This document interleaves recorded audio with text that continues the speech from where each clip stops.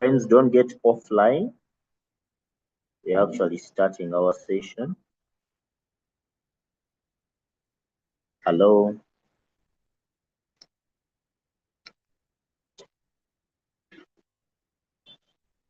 Hello. Hi. Hi, Andrew. Okay, we are starting shortly, so don't get offline.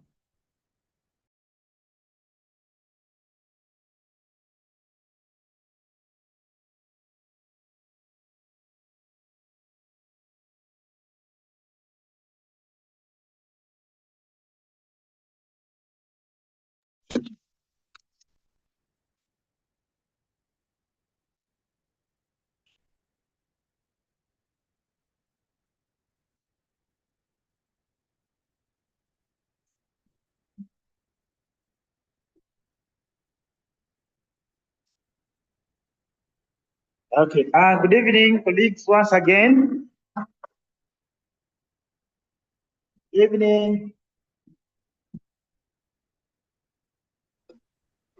Everyone is there? Are you able to say something? Hey. My goodness. Everything's okay? We are Oh, you're in. That's nice. To hear that you are in. Okay. Now, my name, for the interest of those who are meeting me for the first time, my name is Moses. I'm one of the tutors here at Capital College, and I lecture economics and entrepreneurship.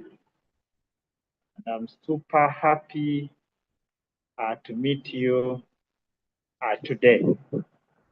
I know we are starting a little bit late by some few minutes, but nevertheless, we shall be in position to cover the content which you are meant to. In fact, there was quite a lot of traffic and noise here and there, quite a number of other commitments which made me not to join you prompt on time. So apologies if hopefully everyone has had me right and is willing to accept my apology. All right. So today we have what we call Probono session. In fact, sometimes the Andrews they use buzzwords. Yeah? Probono. It's more legal. It's a legal word. More legal. The lawyers like using it quite often. Pro bono, it means like you're giving back to your community. More like sometimes people call it to be corporate social responsibility. Sometimes corporate social responsibility has an intention behind it, but in this it's purely a free session to give back, to emphasize some one or two, three things. You can call it to be a revision session. Because what I'm going to talk about entirely, it's basically to remind you about some few things and emphasize some areas, say that when you're going in for your examination, that is it next week? No, from 9. It's when you're starting your exams, from 9. You're ready to go and do your exams and pass. Of course, that is our main intention. Now, I want just to begin by walking you through the examination structure, what to expect from ISPA for your examination. How will it look like? I want to begin with that. Then after that, I'll call for you input. I'll ask each one of you identify some areas which is challenging to you, where you say, oh, Moses, can you kindly emphasize on this? Or maybe ask Moses, I don't understand this question. So I want to build it in that perspective. Then later on, I'll come in and crown. I'll respond to your questions first, then after I identify some key areas which I may want you to focus on as you're going towards the examination. Our intention is not to spot for you, no. It is to give you clear guidance so that when you're going into the examination, it's a sail through. It is a sail through. It's not a struggle as such. Okay, that is the intention. So we are going to first discuss about the structure of the examination. Then after that, I'll call each one of you, or basically who are having some questions. So you can prepare some questions which you may want us to discuss during this session, or maybe a specific topic or certain area where to you you're finding it challenging. And the last 1 hour, I'll be in a position to crown everything and be in a position to build you and get ready for the examination. Okay, so you keep the questions coming through. In case you have some questions which you want me to answer during this session, you can type in the chat. Our chat is active right now. I'll be in position to see the questions. Then I'll respond to you how you can approach the question. We may not go into detail of giving you notes, but we may give you some, just a head start to help you be in position to, or basically show you where to find the answer. And of course, in this paper, when you know how to approach it, the rest of the things are walkover, I should say. So keep the questions coming. You can type them in the chat. If you can't type, then to reach a point in time, we'll ask you to turn on your mic and say something. But I would prefer if you type in the chat, okay, your question.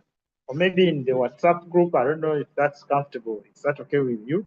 But if you do it in the chat here, it's much more accessible for me. All right. Now, each one of you, you know that the paper you're going to sit for is known as Economics and Entrepreneurship. That's paper 2. Okay. Now, this paper is more 2 in 1.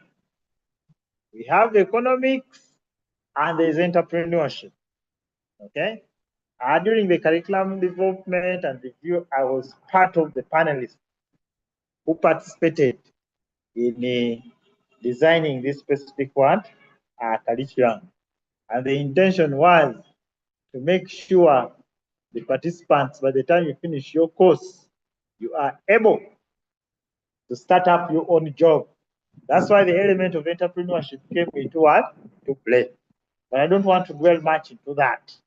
Now, when you're going to do examination comes, what should you expect?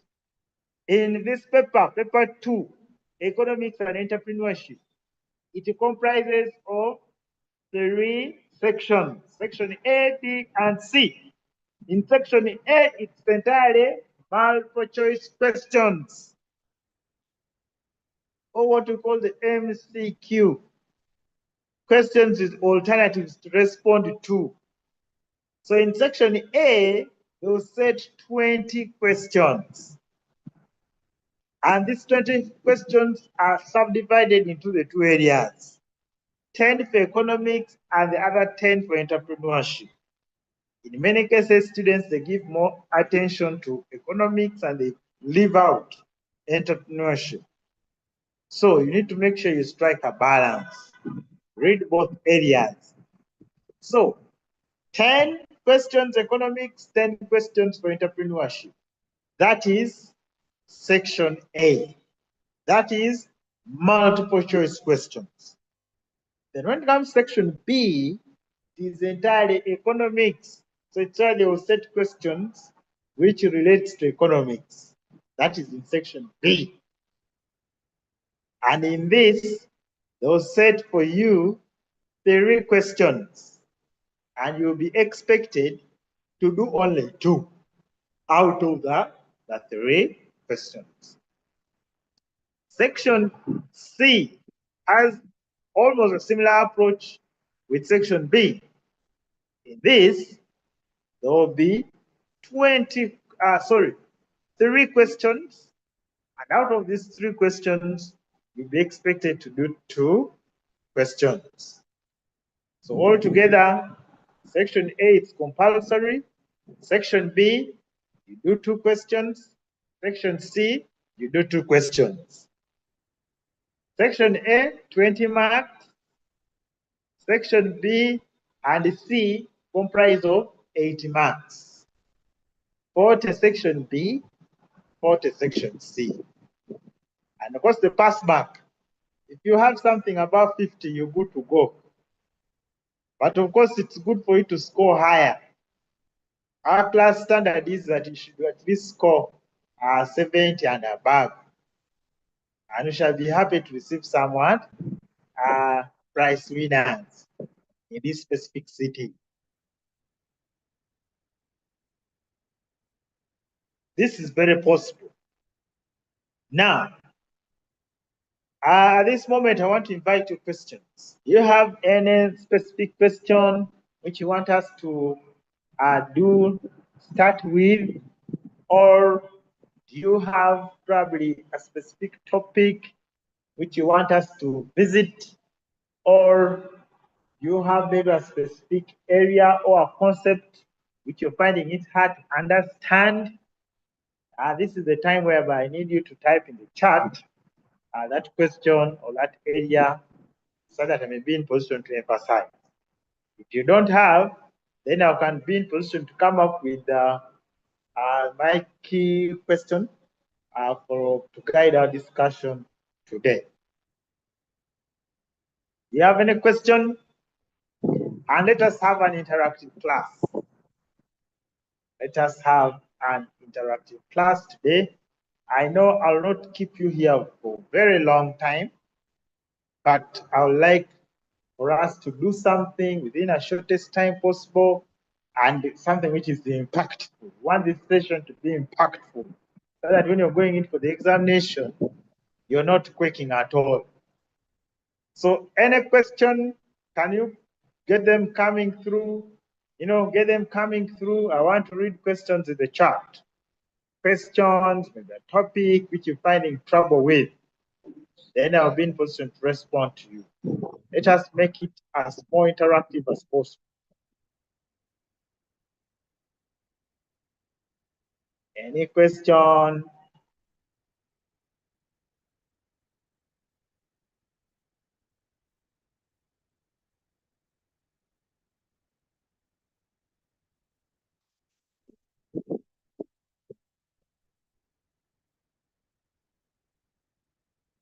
Okay, I'm giving you 2 minutes to type questions. It will be surprising for you to say, I don't have a question. Eh?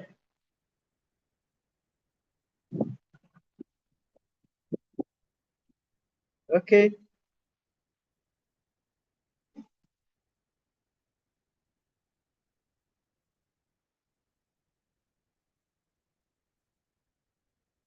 All right. All right. All right. All right. All right. Let me get here my presentation and we get started.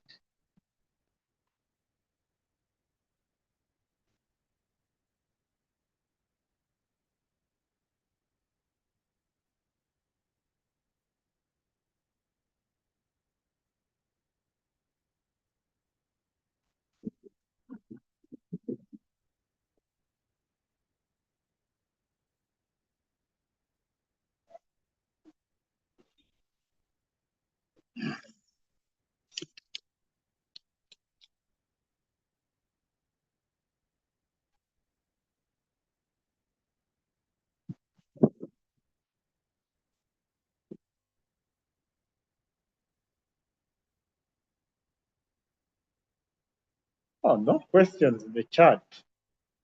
You guys seems to be ready for the paper. All right, now.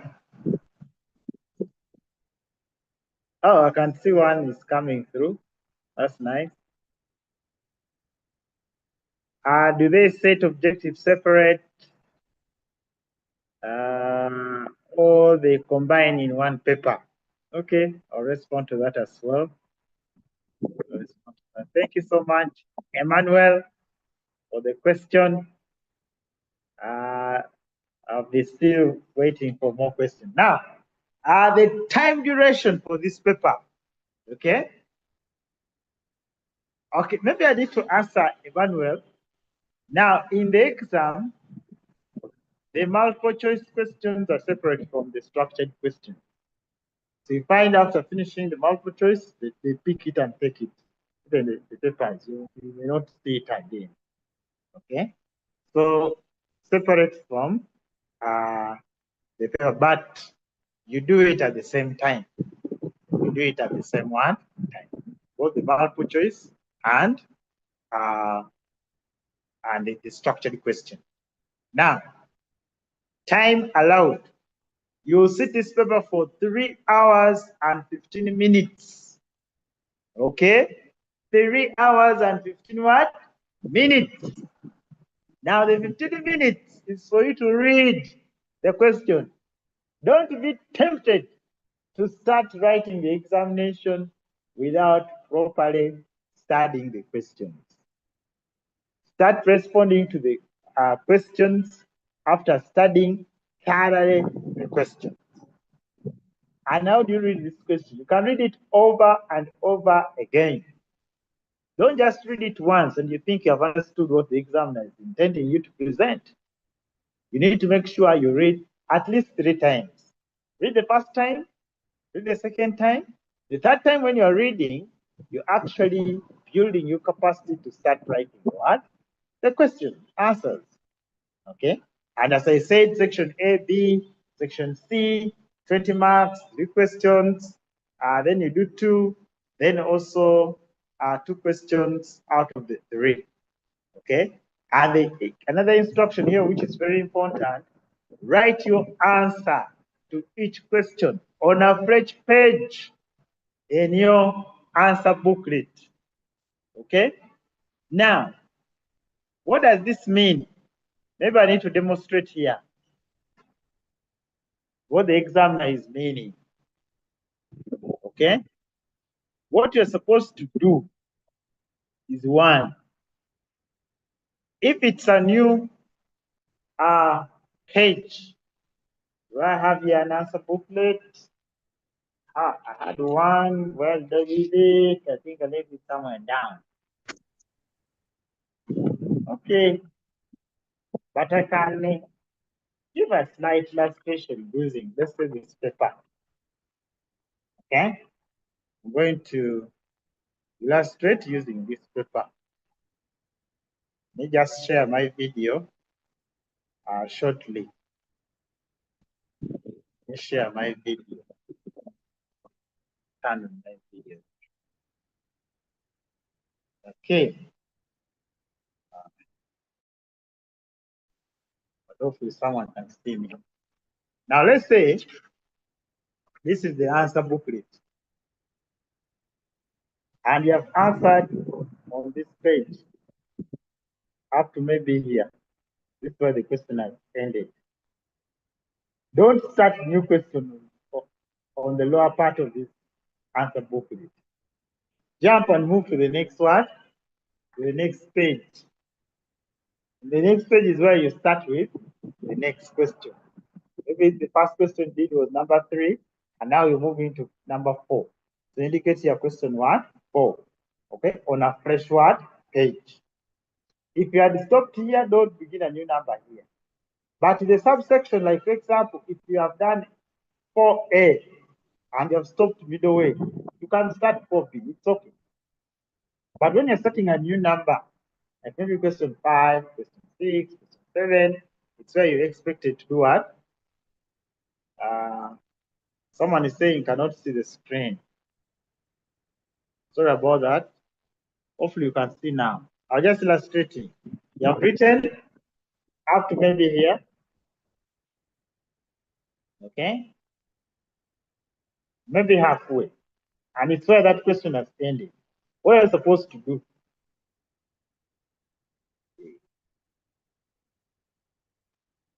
Let me get my answer booklet from this gentleman. Then I get back. Give me 2 minutes.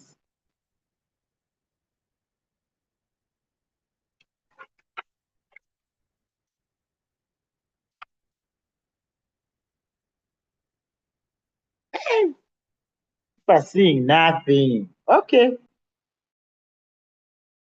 Let me get the answer booklet shortly.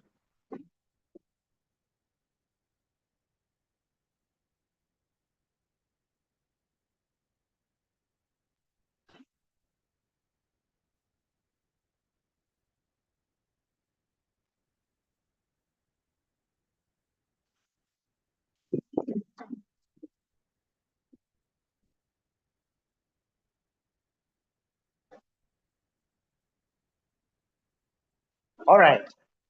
So I think I may not, the office is closed here, but hopefully you have understood what I was trying to explain. That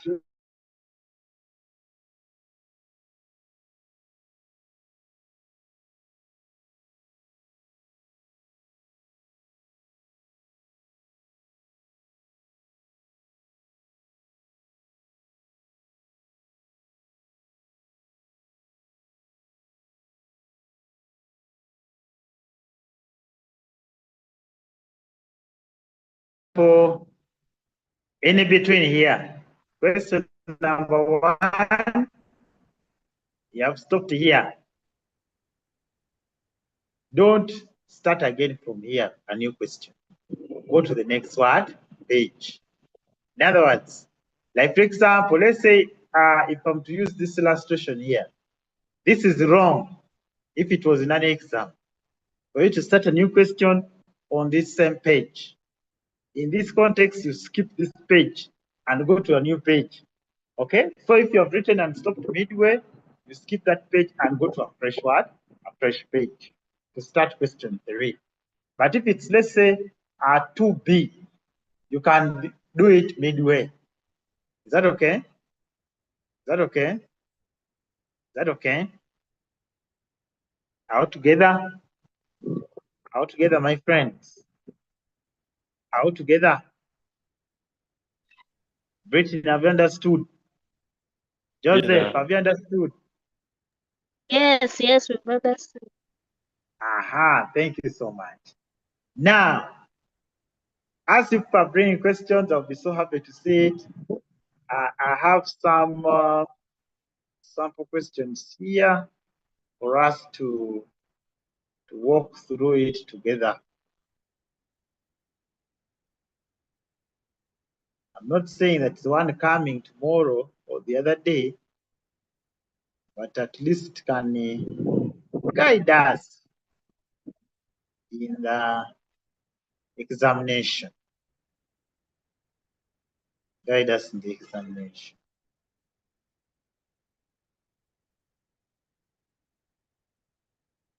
Now, the examiner in many cases is interested in certain kind of questions. Now, in the exam, expect the following. The examiner will want to set a question in relation to microeconomics, okay?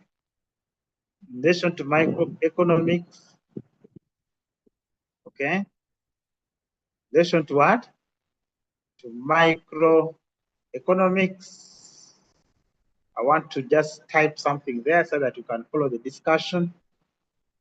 Okay, that's good, that's good, that's good. All right. So let's say, so the exam now will be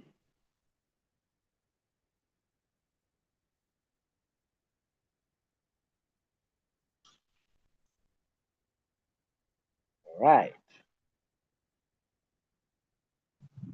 So one, expect question from microeconomy.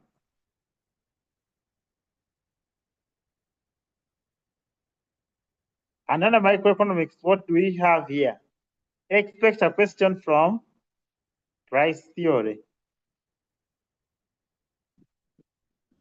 Expect a question from production. And of course, part C, which should have been number 1, is introduction to economics. In an exam, it will come. So expect questions from these areas, what we call microeconomic fundamentals. Expect also questions from micro. When talk about microeconomics, here we mean things like unemployment. By the time you go for an exam, you should be in position to know the meaning of unemployment, what causes it, then what is currently being done in the country to combat the high unemployment problem.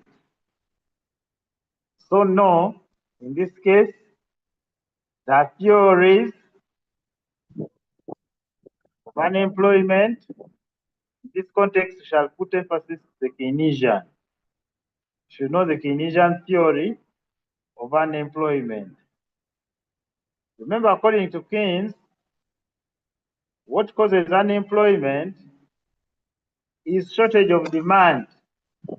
To him, why there is unemployment in the world today is that there is insufficient demand for goods and services, and that forces employers to lay off some workers. Because if there is less demand for goods and services, where will you get money to pay the what? To pay the workers. So in that context, they are forced to lay off some workers, and in regard that causes unemployment. Then another thing which you need to know here, need also to know the causes of unemployment,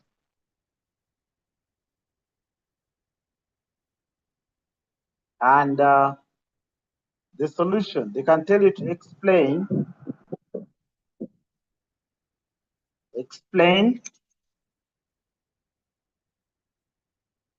the strategies to combat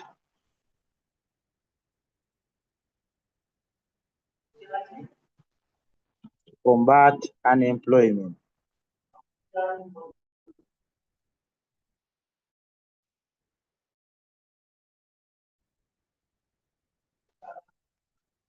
Okay? You should know how to draw the graph. Very important. Very important. The next key area of emphasis under microeconomics is inflation.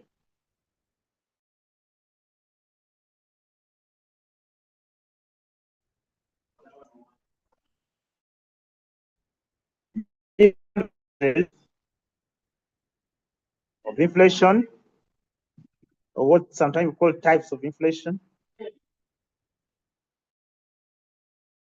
like demand pull, cost push, and a demand pull. What causes cost inflation basically mean a rise in the general prices, which is caused by excess aggregate demand. The demand is in excess, and as a result, it causes a shortage in the market and the prices to be heightened. So that causes prices to do what? To increase.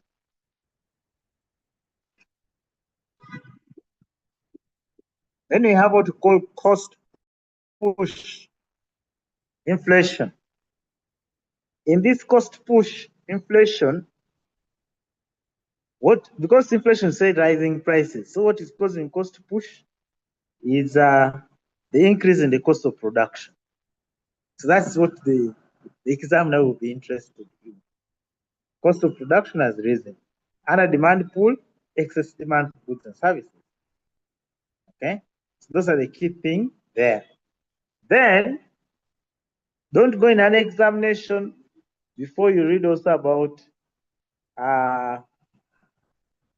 international trade or foreign trade.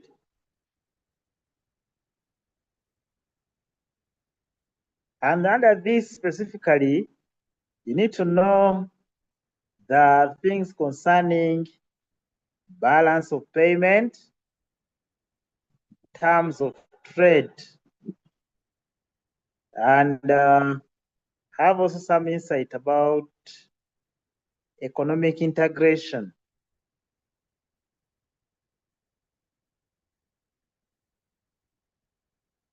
And lastly, you need to have knowledge of foreign exchange. Now, under BOP, the balance of payment, that financial statement that shows a country's transaction with other countries, how the country has been faring in relation to other countries.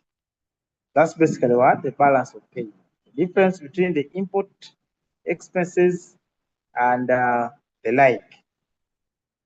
So we need to know that. And why is it that a country's balance of payment is low, especially in the low developed countries? Okay, why is it that our GDP is low? Balance of payment, whatever position is not balanced. Then the TO terms of trade. TOT means terms of what? Of trade. Okay, which is the export buying power of the imports. The ratio between the export price index and import price index give us what? The terms of trade. In other words, how much of your exports can buy imports? So that trade-off is what we call terms of trade. Then under economic integration, you need to know the processes involved in economic integration. Okay? And of course, when it comes to other areas, shall emphasize. Then foreign exchange is another area. Know how to fix foreign exchange, how forex is traded in the market. Know things concerning forex bureau, and also the one which happened in the by the government. The foreign exchange rate which are fixed by the government, what we call the fixed exchange rate system.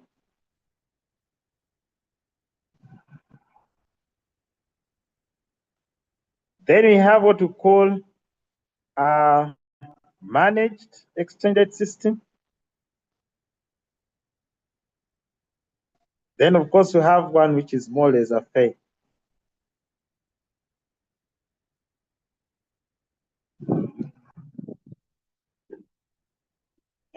Or what we call the market, the free market exchange system. So you need to know that fixed by the government. Free market by the public, the general business community fixes the rate. But in they operate, then managed is where the government sets limits at which banks or financial institutions can trade in the forex. Okay? Then also have some insights about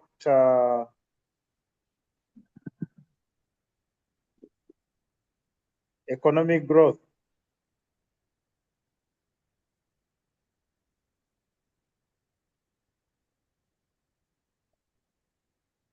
Okay, economic growth and what? And development is another key area of emphasis which you need to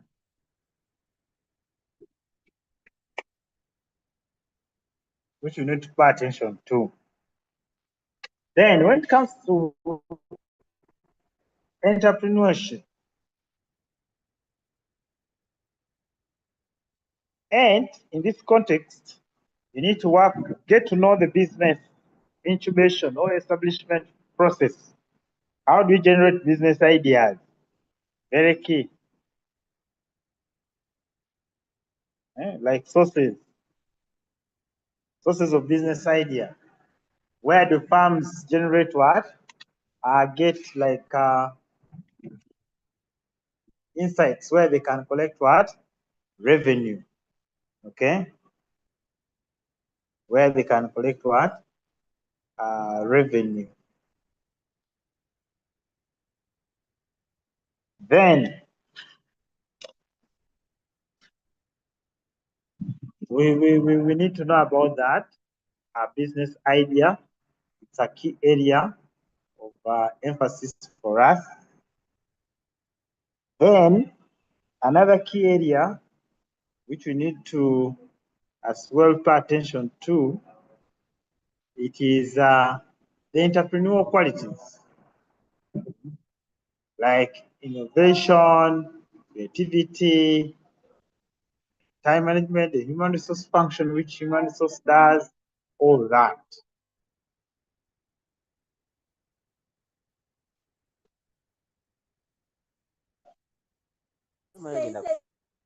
Okay. Then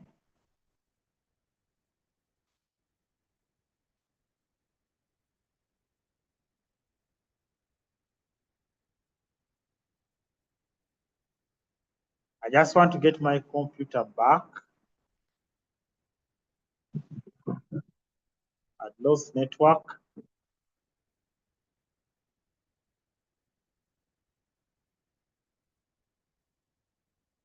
Yes, I'm going to help you to see.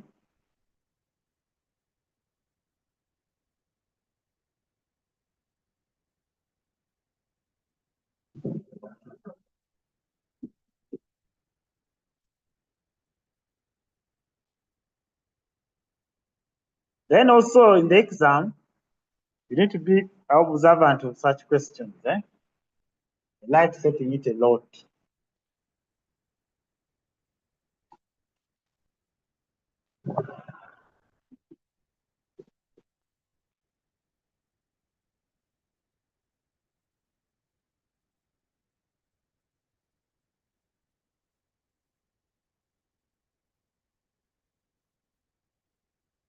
Questions refusing to open.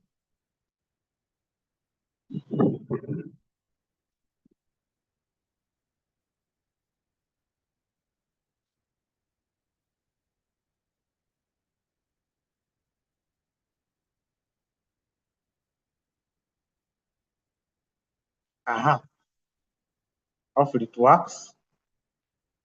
I want Gretchen to read for me the question. A lady called Gretchen.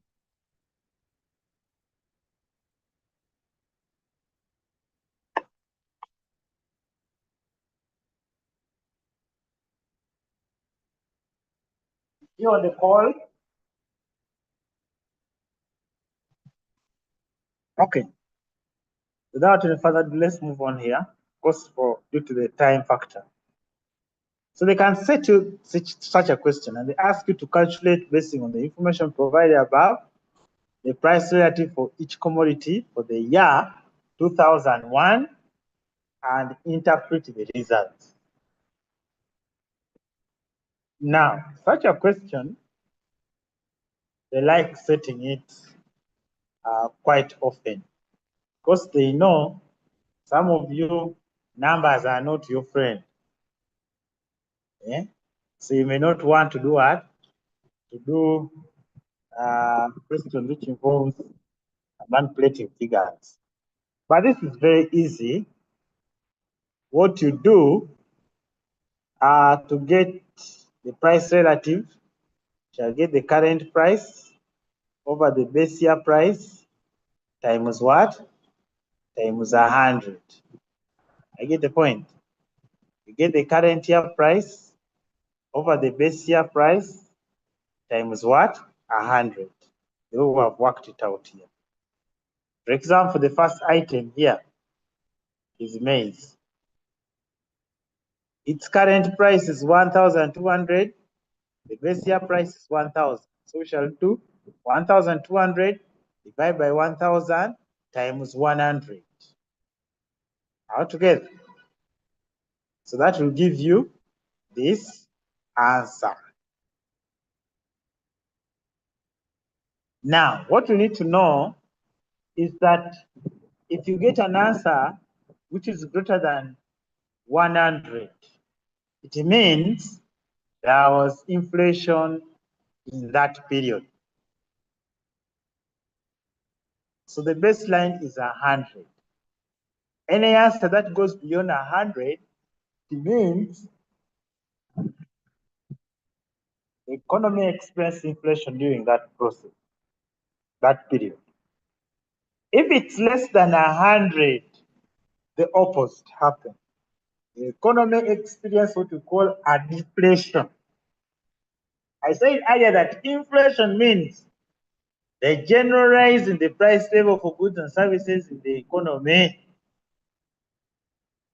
So if you get an answer which is greater than 100, then it means there's inflation in the economy. If you get an answer which is less than 100, then there was deflation in that period. Okay? Okay?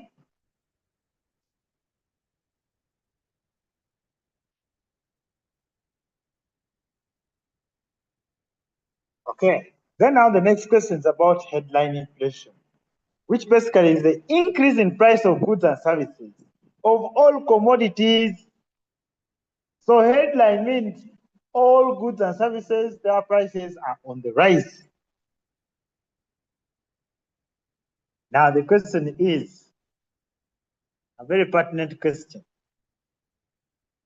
So sometimes they can give you case studies like that, then you respond to it. Explain the reason why government of Uganda is striving to control the rate of inflation. Why? It's because of the problem of inflation. That's why the government wants to control it.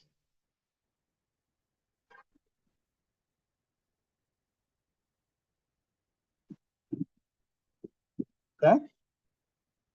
Now, then we have here also another good question, which is case study based, like expanding the industrial sectors to solve the unemployment problem in Uganda. Why has the government failed to use industrialization as a basis to develop the country?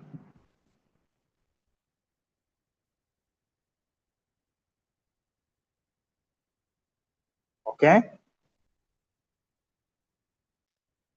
Then maybe you talk about points like automation. You find that many private individuals want to cut costs. So through automation, they want to cut on labor costs.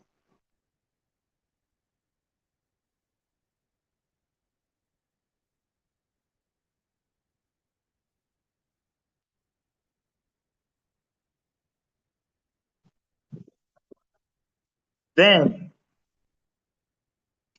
we have,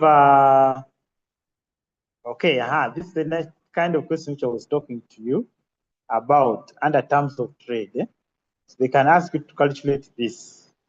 So the approach is you get the price index for exports over price index for what? For imports times 100. So in other words, you get the export price index over the import price index times 100. Okay? That's what it means. Then why is the country having a deteriorating process of deteriorating terms of trade in Uganda over time? Deteriorating means the goods which the government exports abroad or which the country exports abroad, its price is not equivalent to the goods that is imported into the country. So that's the meaning of what? Balance of payment problem. So if it's deteriorating, it means that probably the team are having like maybe 2 hours of sleep. They are very busy. They have so many activities to conduct. You get it? So what causes deteriorating terms of trade in Uganda over time? Would it exportation of raw materials in the international market? Would it be are the policies imposed by the developed economies, whereby before you export, there are quite a number of procedures which are supposed to be followed. Okay, so why is the terms of trade on what? The decline. Limited skilled labor, is it machinery issue? Is it the land tenure system? Are we exporting cheap products? All that.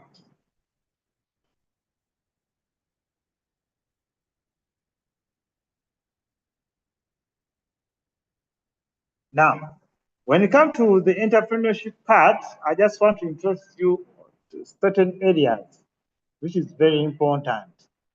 Let me get back here to my outline. And I take you to entrepreneurship. Any question?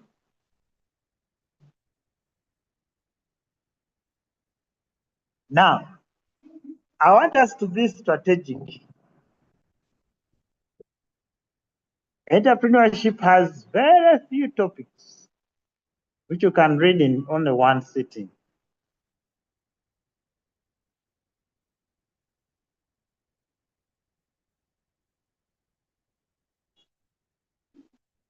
Okay? Now, this first part here, expect a question. Expect what? A question. Here, you need to know like the characteristics of successful entrepreneurs. What are the challenges which entrepreneurs face in Uganda today? And what are the possible solutions to those problems? You must read that. Business environment. Appreciate the fact that business environment are both external and external factors that hinder, that influence how the business operates. Then you have the small, medium enterprises. You also want to set that a question. Then you need also to have some knowledge on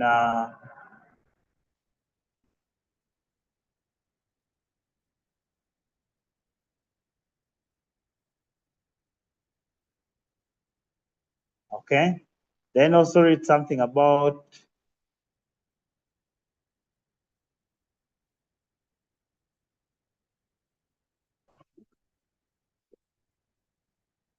then also emerging trends like issues of entrepreneurship, e-commerce, globalization, outsourcing, networking. So you need to make sure you know all these terms. E-commerce, you trading online on the internet. Globalization, you operate across the whole world or in certain cities of the world. Outsourcing, you ask someone to do the job at their desk for you, then you pay them. Companies do this work. Networking, social entrepreneurship, all that.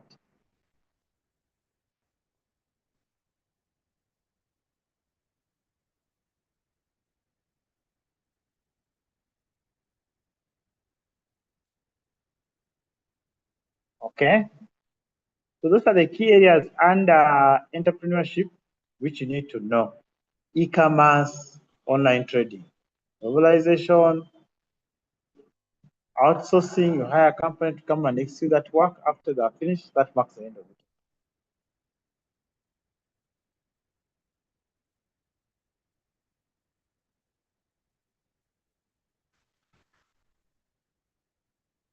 Okay.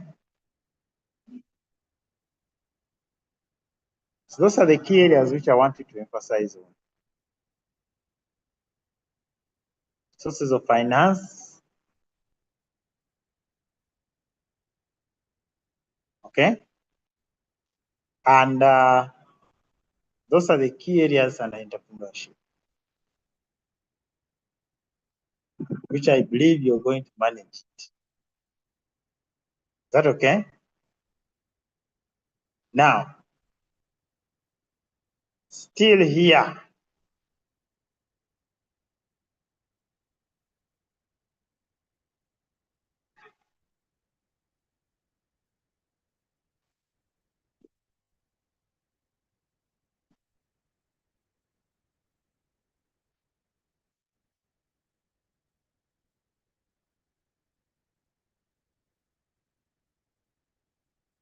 All right.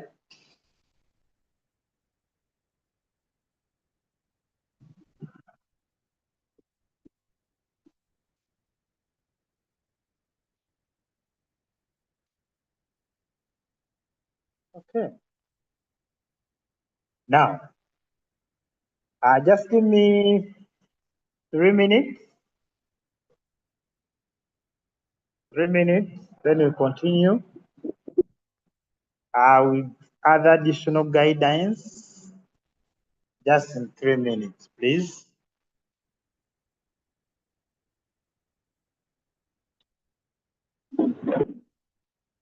3 or 5 minutes maximum.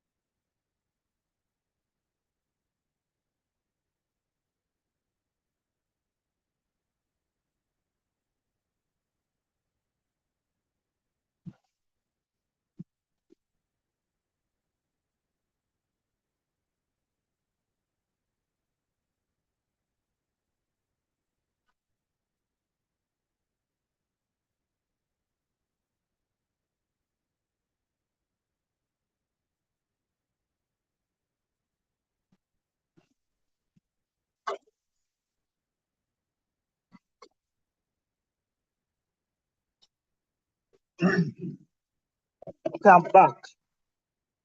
I'm back. Oh, hopefully I've not lost you guys. Okay. Now, is my whiteboard, okay?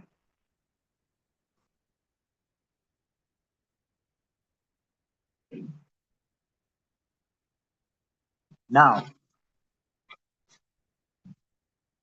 so I've identified areas under entrepreneurship which you need to pay attention to, and economics. Now, when they're setting exam, you need to have knowledge of the better part of the syllabus. Because they can bring for you, let's say question number 2, A, they can bring question on microeconomics. Let's say under introduction to economics. For example, the question can be define the term production possibility frontier. Sometimes they call it curve. And this is part A of it. Then part B, they can ask you outline the cost of economic growth.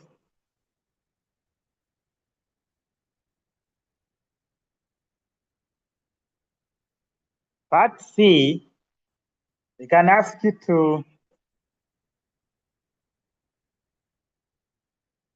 maybe to explain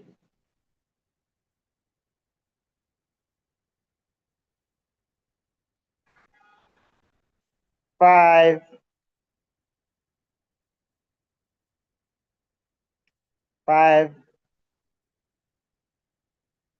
causes of cost push inflation. And part 555, part D, the question can be in relation to maybe to explain merits of direct taxes. That is one question. Each part with its own topic. That's question 2. So part A, they're asking, define the term production possibility frontier or curve. It's the same thing. Or they can ask you what may cause the PPC curve to shift outward as part A. Part B, then they ask you, outline the cost of economic what? Growth. Now, before I move on to part 2, I expect to answer part A. Part A, the examiner will be interested to see you define production possibility curve as a curve that shows possible combination of two commodities that can be produced when all resources are fully utilized in a given technology. Then you illustrate your answer to get additional mark. Because look here, they can give you part A just to define what is meant by a production possibility curve, and they give you 5 marks. Or maybe 3. If it's 1, you just define, it's okay. But if it's like 5 marks or 3 marks, it means you need to put in extra what? Effort. So you illustrate the PPF curve. Come and draw it properly. Okay, you draw it all together. Draw it. I don't want you to go there. Maybe you say here commodity K, commodity L. Okay, and indicate the points. Maybe this is A, point B, point C, point D, point E, point F, and you explain PPF. You say all points along the PPS shows efficient utilization of what? Of resources. All points that are outside the PPF, it's unattainable. Are you getting my point here? Can I hear yes? I don't want to talk to myself. Can I hear yes or no? Yeah. So you need to illustrate your ideas. If the question is, if the question is, for example, describe or explain. Describe or what? Describe the Keynesian theory of what? Unemployment.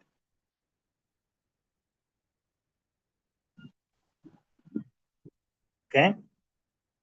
Or it could be demand for money. Why people demand for money? So here what you do, describe it according to Keynesian theory of unemployment. Unemployment arises where the aggregate demand exceeds aggregate what? Supply. The total demand in the economy. People are demanding for the product more than what is available in what? In the market. As a result, there will be less sales.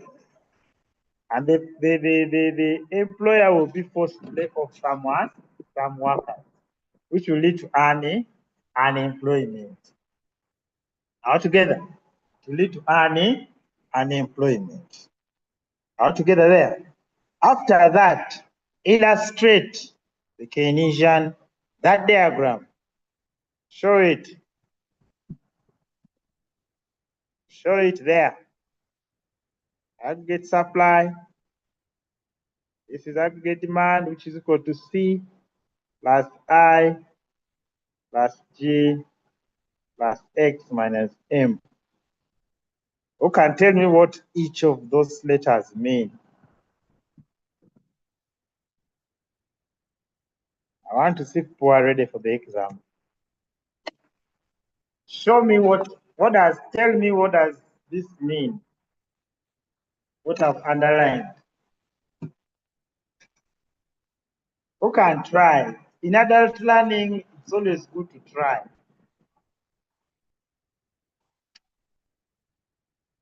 It's always good to do what? Try. What does C stands for? What does AD stands for? What does I stands for? What does G stands for? What does X minus M stands for?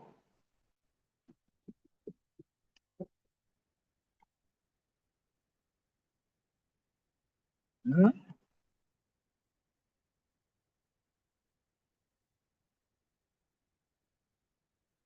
If they're doing it in exam, what would you write? Emmanuel, what would you write?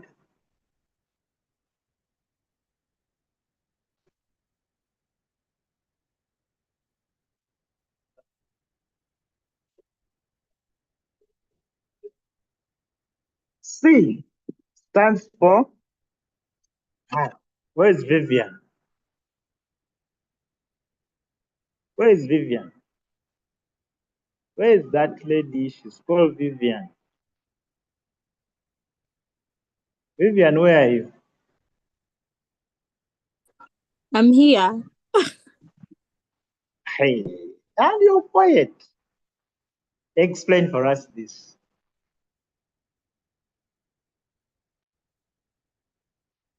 I'm now quiet. I'm listening to Vivian. What does C stands for? What does I stands for? What does G stands for? What does X minus M stands for?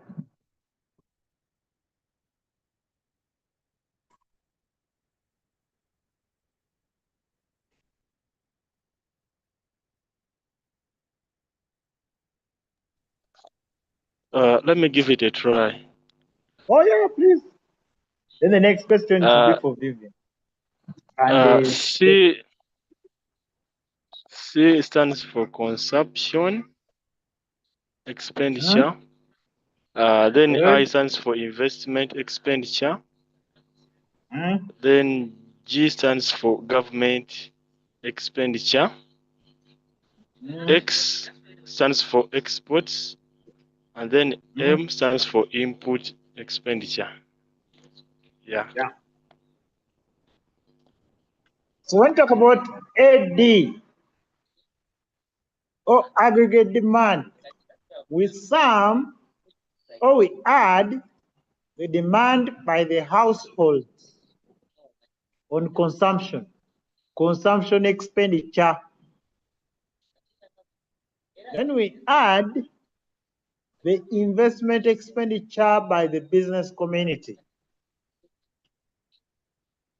Then we add the government expenditure. Then we add the net exports. X minus M means net exports. You get the exports minus imports.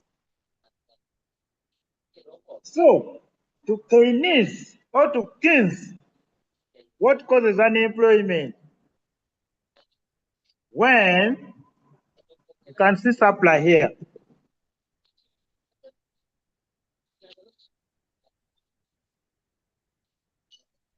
Vivian, you can see supply. Supply is here. Demand is here. Which one is greater? Vivian, tell me. Supply is greater. Very good. So supply is more than demand. So what will happen? The employers will be forced to lay off workers. So according to Keynes, that's what causes unemployment. So after explaining that, draw the diagram and explain. Simple, like 2-3 lines, you're good to go. Now let's go to another thing. Another question. Another question which I want to show you people, to show my people.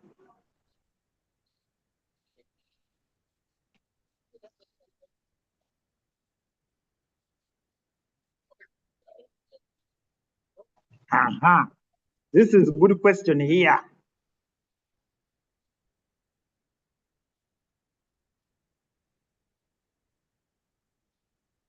If they ask you this question in the exam, this is part B. You have been provided with the following information. Cash ratio of 0.1%. An initial deposit of 5 million. And they're asking us to determine the credit multiplier and total credit created.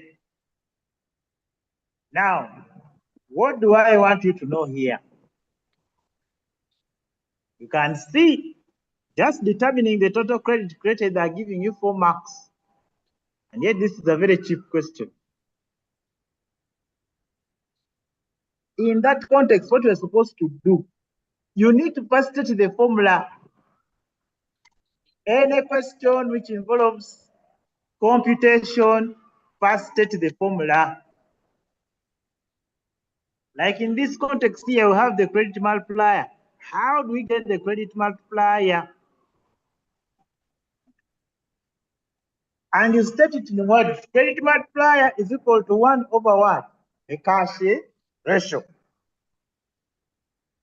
Sikwe. Sikwe. Sikwe means you have understood, isn't it?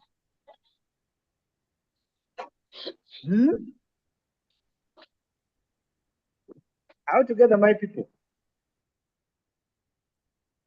All together, my people. Are we together? I want to hear yes.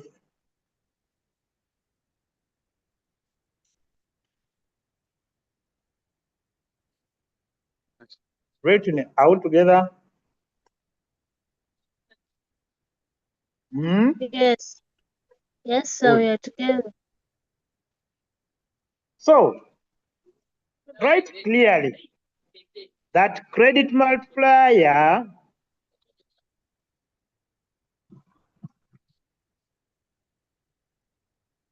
is equal to 1 over cash ratio. Tuli wamu? Tuli wamu? 1 over 1. You state the formula. Here they will give you what? A mark. Sikwe. Then from here, come down and say credit multiplier now will be equals to 1 over 0.1. Okay. Then now you get this. 1 divided by 0.1. What's the answer? 10.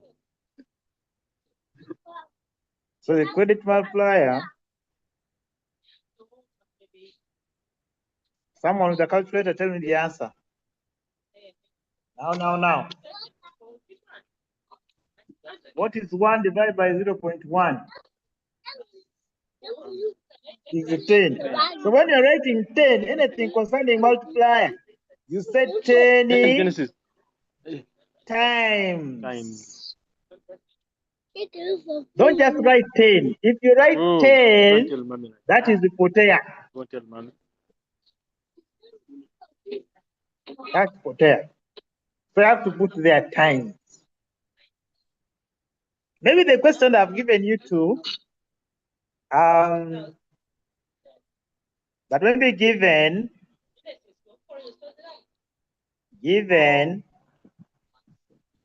the marginal propensity to consume is equal to 0.8. Calculate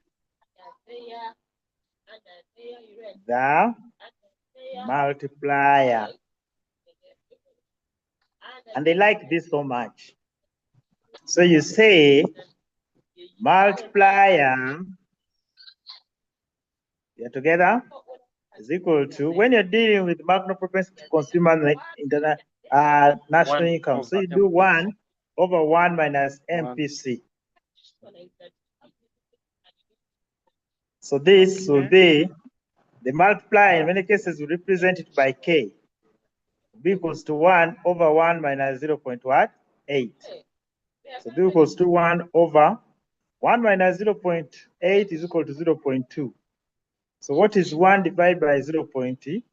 So you see that our multiplier will be equals to 5 times. Super. Secondly, take the formula. Like, for example, the other question which I showed you, total credit created. So after getting this 10 times, you come and write total credit created. Maybe let me shift it down here. Someone was saying I'm not confusing you. It's okay. So now total credit created. Credit created is equal to what? The credit multiplier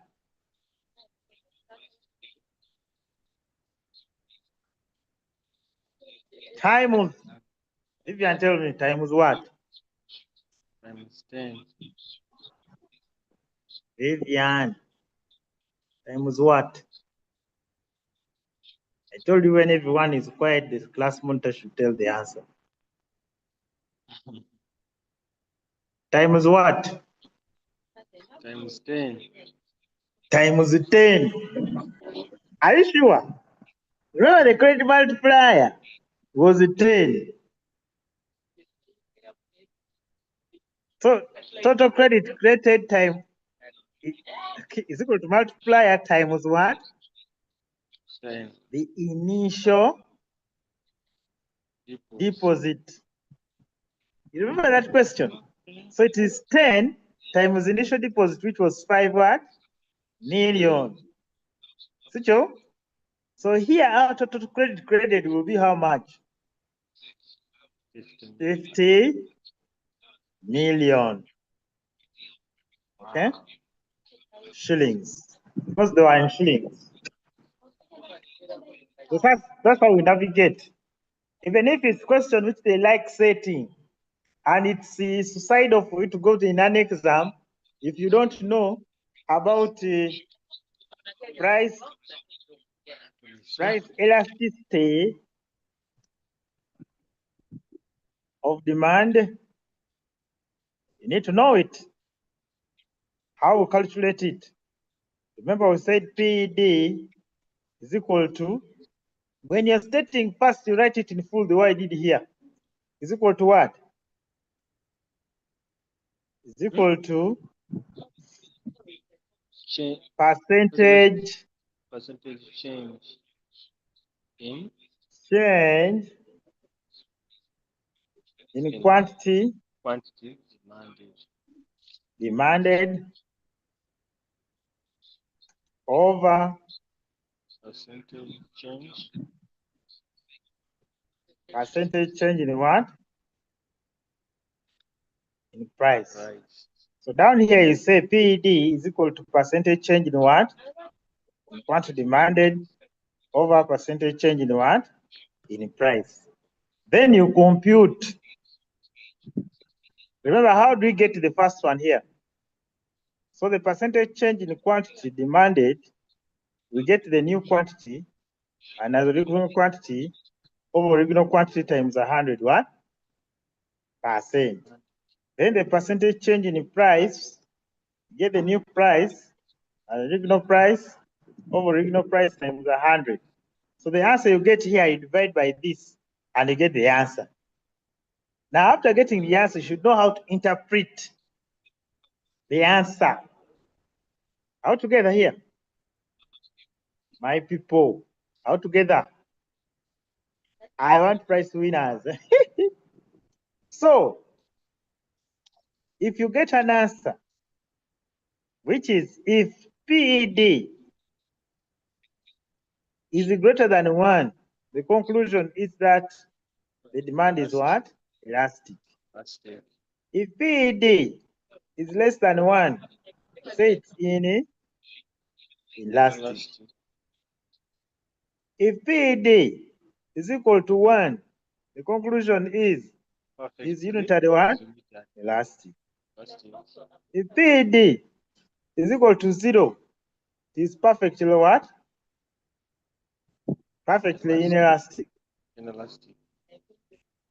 If PED is equal to infinity, it means it's what? Perfectly elastic. These key concepts are very important. Elastic means a small change in price causes a large change in quantity what? Demanded. Small percentage change in price causes a large percentage change in quantity what? Demanded. Inelastic is opposite of elastic. Under inelastic, a large change in price causes a small change in quantity what? Demanded. Unitary, it's 50-50. 50% change in price leads to 50% change in quantity demanded. Perfectly inelastic. Regardless of the price change, quantity demanded is what? It's constant. And we should know how to illustrate these curves. What they will bring for you in multiple choice.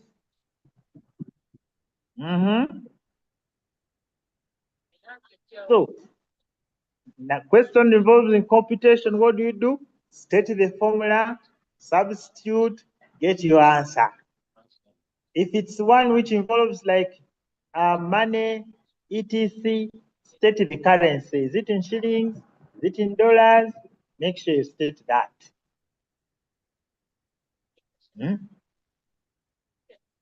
For example, somebody can ask you a question, which involves computation. Maybe to compute TOT, terms of trade. Just say the export price index over the import price index. Remember, terms of trade, I told you, is how much a country's exports can buy the imports. And in many cases, developing countries, they have what you call deteriorating terms of trade, meaning the value of their exports are low compared to what they're importing. Uganda inclusive. We import cars. Cars is millions of money. But we export coffee. How much is coffee? So little. So it's a key concept for you to master. There. When it comes to entrepreneurship, don't say there that you don't know it. Most of the entrepreneurship concepts, you can use common sense and pass it. It is not rocket science. It is not rocket what? Science.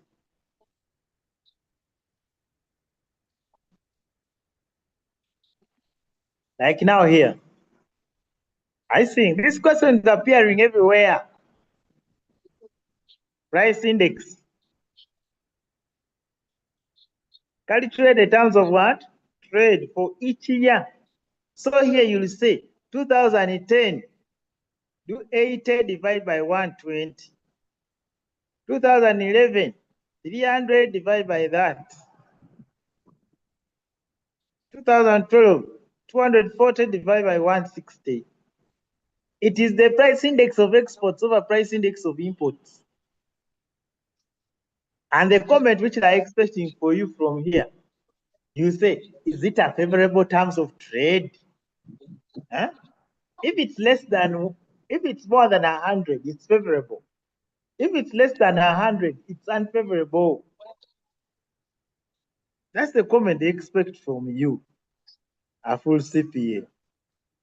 Causes of deteriorating terms of trade in Uganda over. You tell them, why is it that the country is getting less from its exports, but spending more on imports?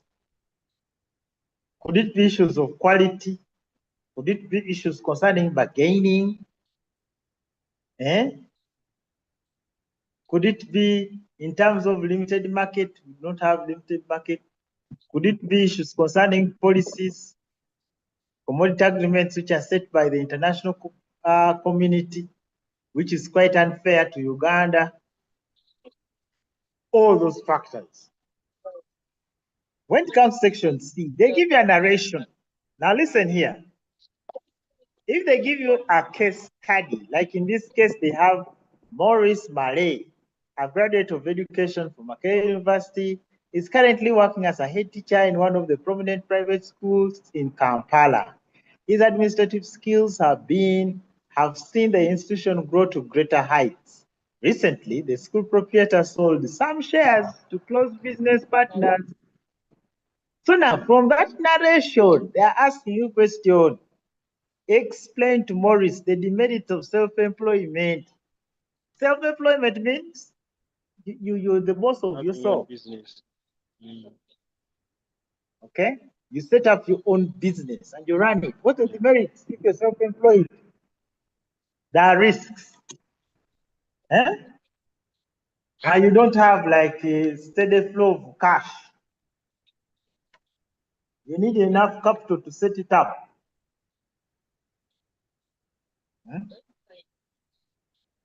Etc. Other demerits of being self-employed. And some of you are self-employed. You can't tell us the disadvantage of you being self-employed?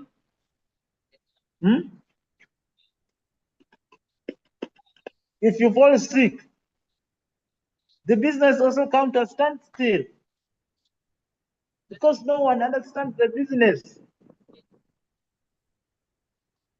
There's also an element of continuity. That if the vision bearer is no longer there, the business cannot exist. And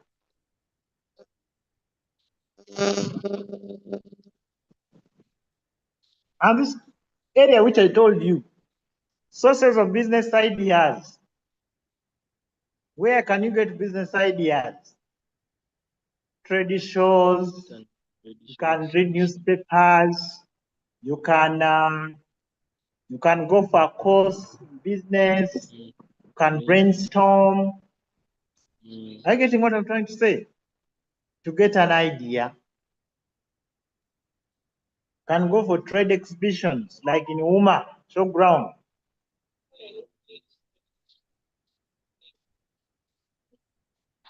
Because there's a business failure. Why do businesses in Uganda fail? And try to explain. The question is saying, explain. Try to explain. Don't just outline. Show the examiner that you know.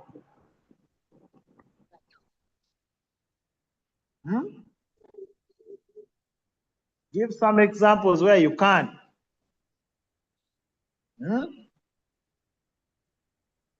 Why do businesses fail in Uganda? Limited capital, poor management, poor roads, okay? Limited skills, limited workers, few workers. Small market, competition from foreigners. You always see a point over there, they say the Chinese are doing the same business which they do. Okay? Natural disaster. Like last time when there was a Matava in downtown, many people's property got spoiled when they were trying to construct the bridge, to construct the miala, the trenches. All those causes business what? Failure. Okay? All together. Then those concepts, innovation and creativity. Innovation means you are improving on something which is already existing. Creativity means you are coming up with something which is new, innovative, oyiya, oli muyiya. Naye tosobola kuyiiya ku kipya, oyinza awo ku kibaddewo, ogezako okukyusakyusa, oterezeterezewaawo. Then you are innovative, bringing strategies to improve on already existing methods, already existing product. Creativity entails coming up with new ideas. Characteristics of creative entrepreneurs. How do you tell entrepreneurs who are creative? Most successful entrepreneurs are creative. Will you say they're hardworking? Will you say they have multiple ideas?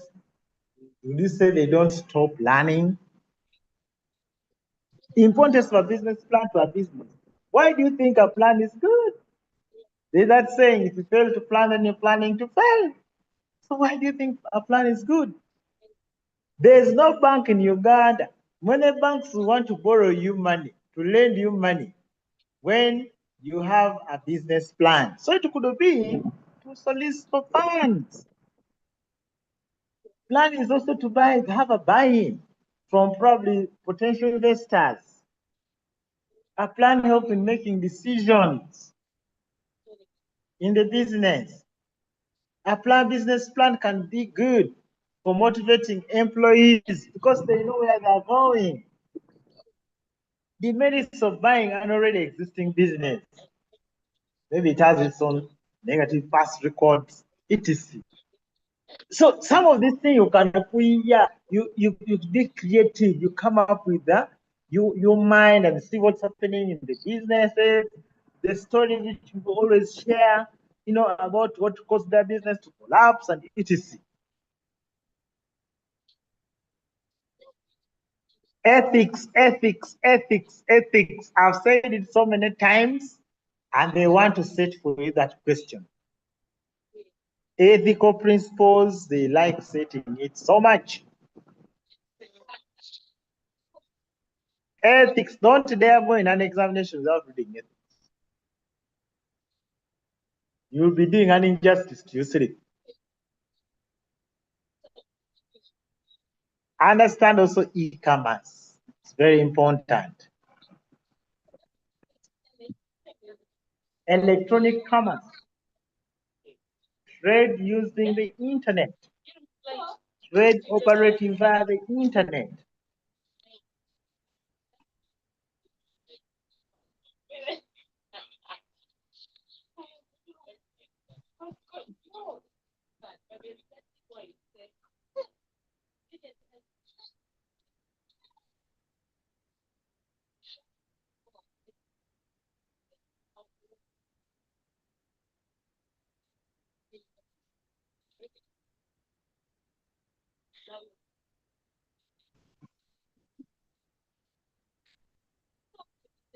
Okay? External sources of finance to a business. In the exam, they may ask you the internal. Like maybe the savings of the business, the sale of an asset, sale of inventory to get cash can be source of business finance. You get?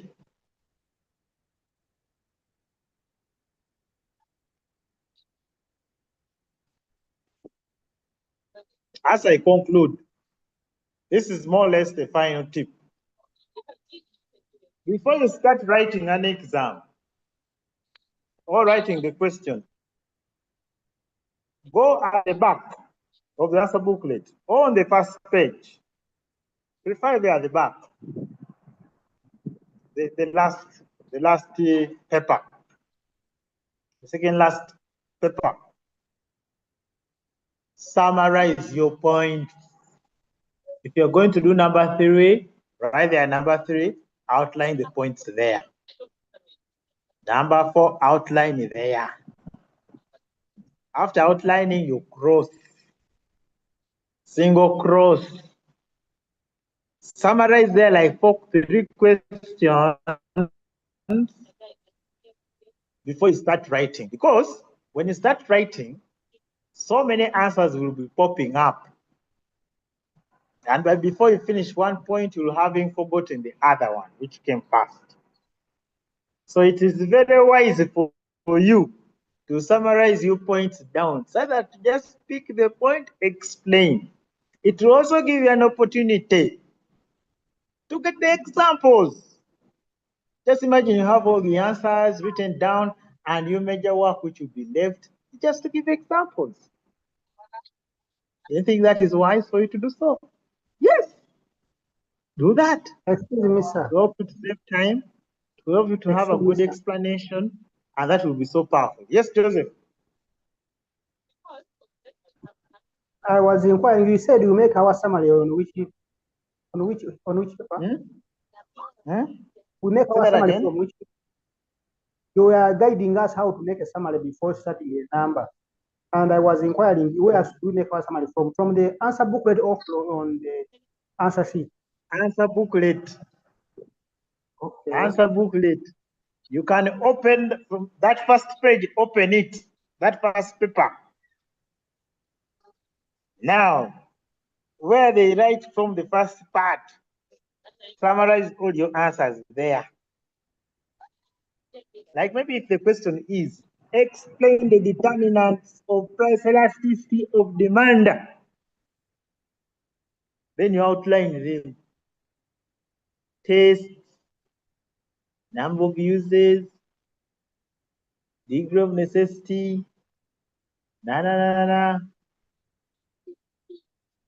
outline there. After you cross, then you start picking the point, you explain. Picking the point, you explain, like that. So you can use the first page to do all the summaries. Or you can use the second last page at the back. Wait to remove the Do the cartoon. summary. So that you pick, explain, pick, explain, pick, explain. Remove cartoon. You sit down. And make sure you are creative. Have a creative mind. Don't just be there and you switch off that you don't know. You know. You know.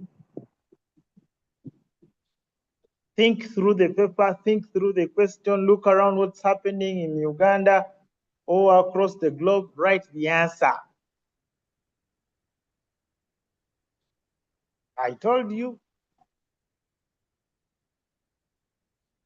And another thing, when I've indicated, like you have been seeing, and quite a number of questions which I've been showing you here, if the question is indicated that, like this one here, merits of e-commerce, 8 marks, doesn't mean that you should write only 8 points. In fact, you can write 10 to be safe.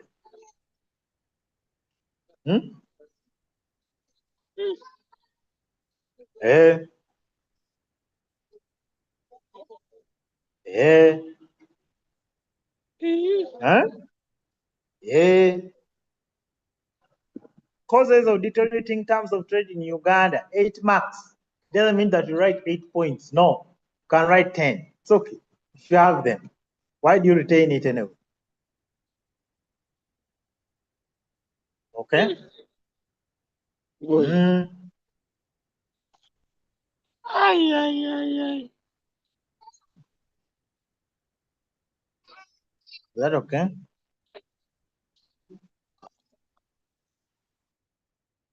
So, mind your time.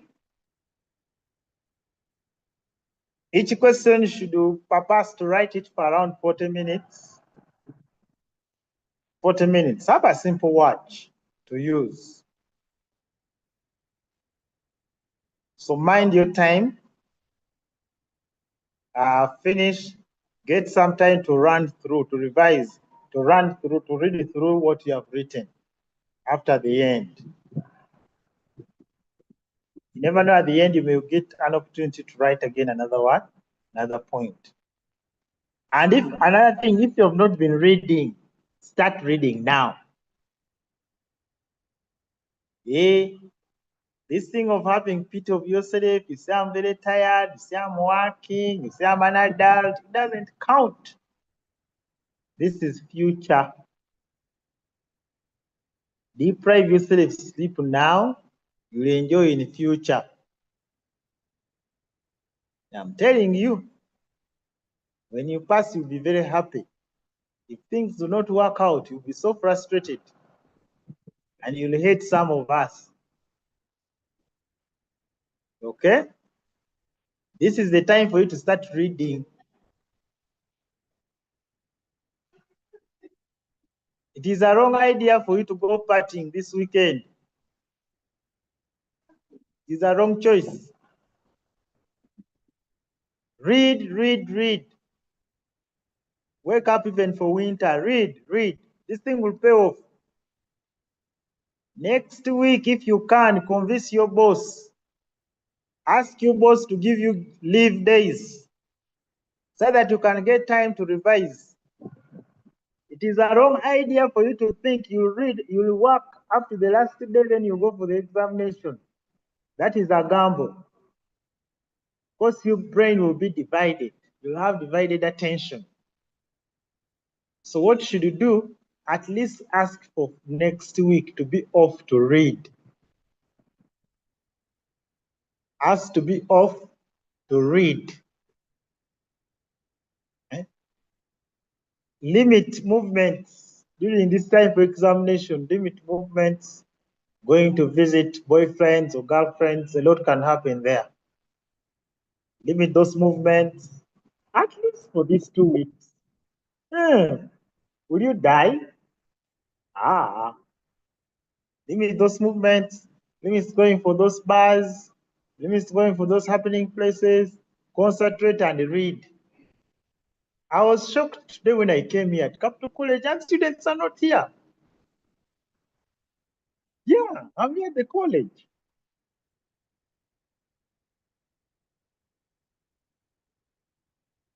Okay? If you can get somewhere to sit and revise, it's very okay. Okay? And when you're revising, you should not have TikTok on your hand again. You're there TikToking and that you're revising. That's for you're reading soft copy. It's better for you to have hard copy. And when you're reading, you put your phone on silent. Or you switch it off. Better you put it on silent so that there's less distraction. You give yourself those 3 hours or 5 hours strictly reading. My friend, let me tell you, you go in for an examination. If you have not read, hey, you will be seeing the roof. You will be wondering where I'm forgetting things which they are writing. You'll be calling people names, those people are asking for extra answer booklets. And it's very normal for you to use more than one answer booklet. Don't be shy. Ask for another one because you prepared enough. You get the point? So the key point here is that read, read, read. When you read, in the exam, you will task your brain to bring closer what you read so that you write down the matter. Now, if your brain is empty, you have not been reading, where will you get where to write? What to write? Huh? So you have this week, you have next week, you can turn this around. You can read and finish the entire syllabus. You can engage us, ask us questions. You can discuss in your different groups. This is the time. Let's get busy. Next week, if you can't talk to your bosses to give you at least 5 days, ask them. What I know many bosses, even if they have never gone to school, when you talk about issues concerning school, you tell them, please have an examination, Democola CPA, please allow me at least 3 days. I may be in position to read. Many of them cherish education and they may want to give it to you. You may start by asking for 7 or maybe 5. If they give you 4, it's good enough. It's good enough. Okay? Do your best. And I want to see you for disturbing us in our inbox. You know, engage us, ask us questions where you don't understand. Okay? We shall be in position to respond to you. Eh? You can directly on our inbox ask a question. You know, this week's here, I'm ready to give support. Read, ask questions where you don't understand, and we shall guide you, shall support you. Don't be there in fear. Don't want to ask the question. The Probono session ended. The man will do this and this. The man will ask maybe this and this. We not ask you for money. Shall not ask you for any money to give you support. For you to ask us question, 1 or 2 things, then we explain for you. This is the time. Let us disturb the tutors. I like that, Tina. Eh? Let us disturb the tutors. Let's ask questions. You'll never do economics again. You'll never do that QT again. Ask questions. Even in your group, post their questions. There are friends of yours who will be in position to answer. Okay? Yeah. Let's prepare.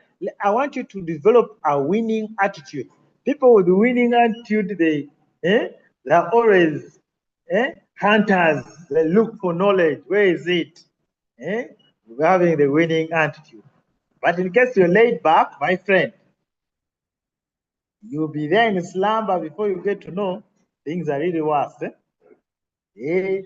Let's engage the tutors. I want to feel you. I want to feel you. Some of you have never seen you inbox me. I want to feel you. Ask me questions. We want to be in position to do what? Support you and excel. By the way, it's so disappointing to teach people and they fail. That is the worst gift you can give us for a year. But if you all pass, and maybe I get a prize winner. Give me the motivation to keep on teaching. You get? So it is your time. It is your time now to make the decision either to have a bright future or tomorrow to start regretting. I wish I knew. Utilize this time and change your life. If you get prize winner, if you're a prize winner, Capital College will pay for you another paper free. Can you imagine? Tuition free. Is that okay? And even you'll be grateful in you that you effort, God has rewarded it. You get it? So ask us question, limit movement, read. In case maybe at home there's a lot of disruption, you can excuse yourself. Kampala nowadays, the gardens, the community centers, there's some churches around, where you can sit for some 2 hours and read. If you can, here in Capital College, we have spacious environment. All these classrooms are now empty. Andrew is the one enjoying all this air, fresh air alone. But I want to tell you that so many of your colleagues also are revising from here. So come and join your team. It can even motivate you to sit and read for a whole day. Okay? Yeah. I want to end here for today. I've really enjoyed having a session with you, and hopefully I've met your expectation in regards to economics and entrepreneurship. I want to rest my case here, and I thank you all. I want to wish you all the best in your examination. I believe God is going to reward your effort. So just keep on doing, investing in time, and doing all those tips which I have given to you. Sure, you'll be in position to excel in these papers. So unless you have a burning question, I'll be glad to respond to it. But in case you don't have any, in the next 2 minutes, we shall call it done. Yes, I like that. That's how we shall pass. Everyone say amen. Thank you, sir. You have lifted my spirit. Amen. Thank you. Thank you, Deborah. Thank you, Deborah. Wow. Steve, thank you.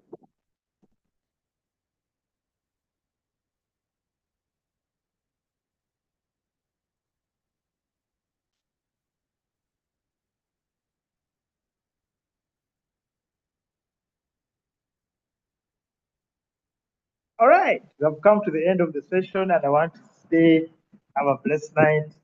And I look to see you soon. Soon. Hello. There's something burning? Yes. Yeah, I have some question here. Like when attempting a question, and they put like maybe like 80 marks, for example, causes of unemployment, like that. Yes. And they put 80 marks. Like each mark, like when you answer each point and explain, do they award you like 1 mark per each answer you have given? They award one. Because they're like 20 causes of unemployment. In fact, like that. So that's what I said earlier. When they put 7, you write 10. And you have enough time to explain all. Then last there are rare cases whereby maybe neutral questions, maybe examine the factors that determine where you explain 2 cases, both sides. But it's better for you to write many. That's what I can say. Okay.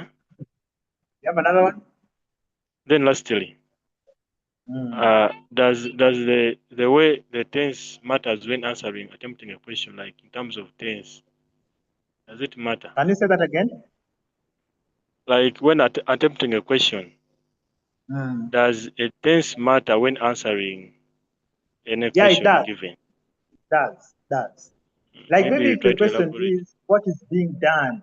What is being done? It's a continuous tense. So you write your answer on what is currently going on. What is being done? What has been done? But in many cases, iSpar may not tune you much into tenses. You may want your response, but the tone matters. The tenses matters. So you write basing on the tense. What is being done? What has been done? You know that it's past tense. What is being done? It's present. What can be done? It's a proposal. Maybe you make it futuristic, like in a future tense. But those grammatical issues should not scare you much. Okay, thank you so much. Welcome. Thank you, Doreen, for the compliment. Oh, yeah, surely. Have a blessed night, everybody.